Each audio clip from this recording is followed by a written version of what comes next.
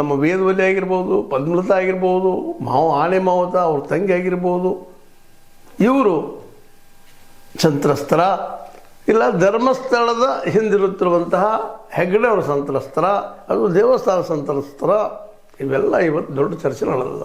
ಸ್ವತಂತ್ರವಾದ ಮೀಡಿಯಾಗೆ ಬೇಕಾಗಿರುವುದು ಸ್ವತಂತ್ರ ಧ್ವನಿ. ಆ ಸ್ವತಂತ್ರ ಧ್ವನಿ ಉಳಿಸಲು ನೀವು ಮಾಡಬೇಕಾದದ್ದು ಇಷ್ಟೇ. ಅದೇನಪ್ಪಾ ಅಂತಂತಂದ್ರೆ, ನಿಮ್ಮ ಕೈಲಾದಷ್ಟು ಸಹಾಯ ಈ ಚಾನಲ್ಗೆ ಮಾಡಿ ಹಾಗೂ ನಿಮ್ಮ ಧ್ವನಿಯನ್ನು ಕಾಪಾಡಿಕೊಳ್ಳಿ. ಇದರಲ್ಲಿ ಯಾರು ಸಂತ್ರಸ್ತರು ಸಹಜವಾಗಿ ನೋಡಿದಾಗ ಅವರವರ ಲೆಕ್ಕದಲ್ಲಿ ಅವರು ಹೇಳುವಂಥ ಮಾತು ಸರಿ ಇರ್ಬೋದು, ಇಲ್ಲಂತಲ್ಲ.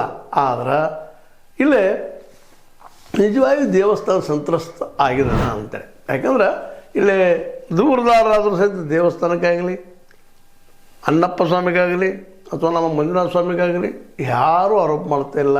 ಈವನ್ ಹೆಗ್ಗಡೆಯವ್ರಿಗೂ ಸಹಿತ ಆರೋಪ ಮಾಡ್ತಾ ಇಲ್ಲ. ಇದನ್ನು ಮಾಡಿದವರು ಯಾರು ಅನ್ನೋದಷ್ಟೇ ಇಲ್ಲಿ ಪ್ರಶ್ನೆ ಅದು. ಇಷ್ಟೆಲ್ಲ ನಡೀತಾ ಇದೆ, ಇಷ್ಟೆಲ್ಲ ಇಲ್ಲಿ ಸಾವುಗಳಾಗ್ತಾ ಇದ್ದಾವೆ, ಕೊಲೆಗಳಾಗ್ತಾ ಇದ್ದಾವೆ, ಎಷ್ಟೋ ಜನ ಹೆಣ್ಮಕ್ಳು ಅತ್ಯಾಚಾರ ಕೊಲೆಗಳಾಗ್ತಾ ಇದ್ದಾವೆ. ಇವ್ರ ತನಿಖೆ ಆಗಬೇಕು ಅಂತ ಅಷ್ಟೇ ಅದರಲ್ಲಿ ಬೇಡಿಕೆ. ಅದರಲ್ಲೂ ಕಳೆದ 20 ವರ್ಷದಿಂದ ಏನು ನಡೀತಾ ಬಂದ ಅದೆಲ್ಲ ತನಿಖೆ ಆಗಬೇಕು ಅಂತ ಕೇಳ್ಕೊಂಡಿದ್ದಾರೆ. ಆದರೆ ಈಗಿನ ಡೆವಲಪ್ಮೆಂಟ್ ನೋಡಿದ್ರೆ ಇವು ಯಾವ ಆಗುವಂಗೆ ಕಾಣ್ತಾ ಇಲ್ಲ. ಇಲ್ಲೆಲ್ಲೂ ಯಾರ ಮೇಲೆ ಆರೋಪ ಮಾಡಿದ್ರೋ ಅವ್ರ ತನಿಖೆಯನ್ನು ಈ SIT ಮಾಡಿಲ್ಲ, ಕನಿಷ್ಠ ಮಾತಾಡಿಸಿಲ್ಲ. ಅಂದಾಗ ಈಗ ದೂರದಾರರೇ ಇವತ್ತು ಆರೋಪಿಗಳಾಗ್ತಾರ ಅನ್ನೋ ಪ್ರಶ್ನೆ ಜೊತೆಗೆ ಅದು ಯಾವ ರೀತಿ ಬೇಗ ಟರ್ನ್ ಆಗಬಹುದು ಅನ್ನೋಂಥ ಭಯದಿಂದಾಗಿಯೋ ದೇವಸ್ಥಾನ ಆಡಳಿತ ಮಂಡಳಿಯ ಪರವಾಗಿ ಇವತ್ತು CV ನಾಗೇಶ್ ಅವ್ರನ್ನ ಇನ್ನೊಬ್ಬರನ್ನು ಜೋಡಿಸಿ ಈ ಅಕಡಕ ದೇವಸ್ಥಾನ ಮಂಡಳಿ ಇಳಿಸಿದ್ದಾರೆ ಅನ್ನುವಂಥ ಮಾತು ಕೇಳಿ ಬರ್ತಾ ಇದ್ದಾವೆ. ಇದರಿಂದ ಸಹಜವಾಗಿ ಈ ಒಂದು ವಿಷಯ ಬಂದಿದ್ದರಿಂದಾಗಿ ಇವತ್ತು ಅವ್ರಿಗೂ ಭಯ ಆಗ್ತಾಯಿದೆ. ಎತ್ತು ಹೋಗ್ಬೋದು ಏನೋ ಗೊತ್ತಿಲ್ಲ, ಕೋರ್ಟ್ ಮ್ಯಾಟ್ರ್ ಇದು ಅನ್ನುವಂಥ ಮಾತು.